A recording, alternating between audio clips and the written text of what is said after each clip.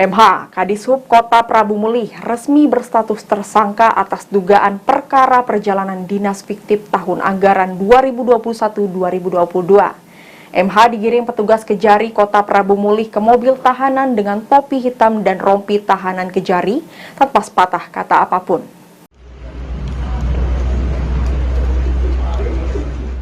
Usai tim penyidik Kejari Kota Prabu Mulih melakukan penggeledahan rumah Kepala Dinas Perhubungan Kota Prabu Mulih pada Senin 13 November 2023 sekitar pukul 16 waktu Indonesia bagian Barat.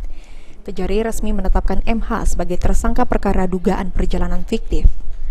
Didampingi kuasa hukumnya, MH digiring ke mobil tahanan oleh petugas Kejari Kota Prabu Mulih. Penetapan tersangka terhadap Kadishub Kota Prabu Mulih disampaikan Kepala Kejaksaan Negeri Kota Prabu Mulih Roy Riyadi didampingi Kasih Intel M. Rido dan Kasih Pitsus KPI. Penetapan tersangka terhadap MH setelah tim penyidik melakukan serangkaian kegiatan penyidikan terhadap perkara dugaan tindak pidana korupsi kegiatan penyelenggaraan rapat koordinasi dan konsultasi SKPD 2021 dan 2022 yang bersumber dari APBD pada Dinas Perhubungan Kota Prabu Mulih. Tim penyidik Kejari Kota Prabu Mulih juga memperoleh alat bukti dan barang bukti yang membuat terang tindak pidana korupsi. Bahwa berdasarkan hasil penyidikan yang dilakukan oleh tim penyidik pada hari ini telah memperoleh alat bukti dan barang bukti yang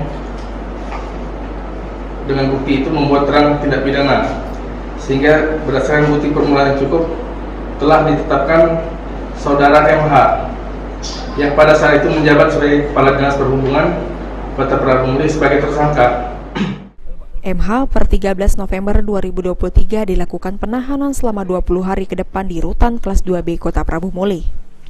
Sebelumnya, Kejari Kota Prabu Mulih pada 6 November 2023 telah berkoordinasi dengan Inspektorat guna menghitung kerugian negara yang ditimbulkan dari perkara dugaan perjalanan dinas fiktif di Disub Prabu Mulih.